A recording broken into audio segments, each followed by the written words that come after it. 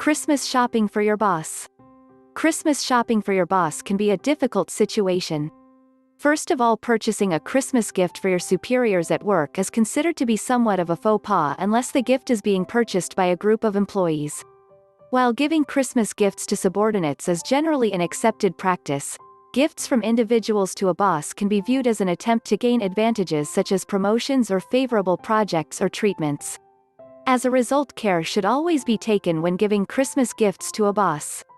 This article will take a look at situations in which giving a Christmas gift to your boss is acceptable and will offer tips for Christmas shopping for your boss.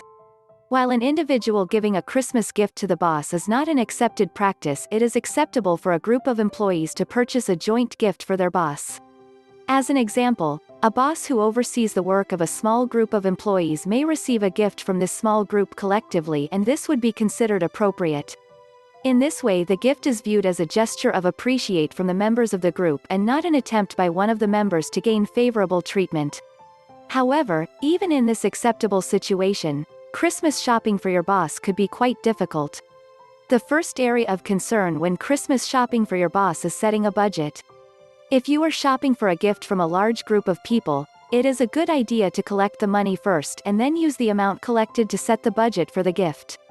You may ask for a small amount of money, typically around $5 to $10 from each person, and once the money is collected, you can search for items which fall within your budget.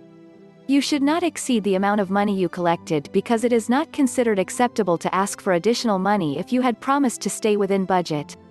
Most people have a great deal of shopping to do, and being asked to contribute additional money can be somewhat of a hardship for them. However, it is considered acceptable to spend a little less than the budget as long as you refund the remaining money equally to everyone who has contributed. For example, if you spend $20 less than you collected from 20 people, you should return $1 to each person who contributed. If you are the person shopping for the Christmas present, you may have to exercise some common sense and make judgment calls if necessary.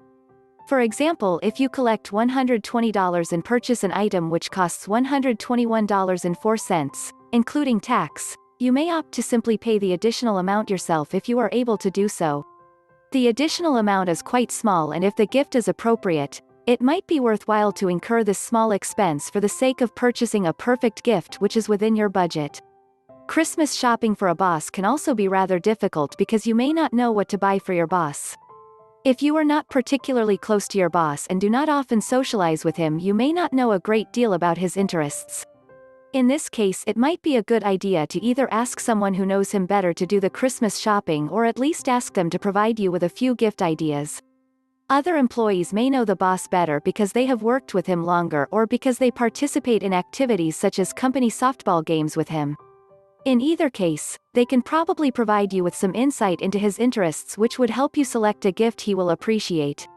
If you are unable to come up with a suitable gift idea, a gift certificate to a local restaurant is always an appropriate and appreciated Christmas gift. Click the link below for more information.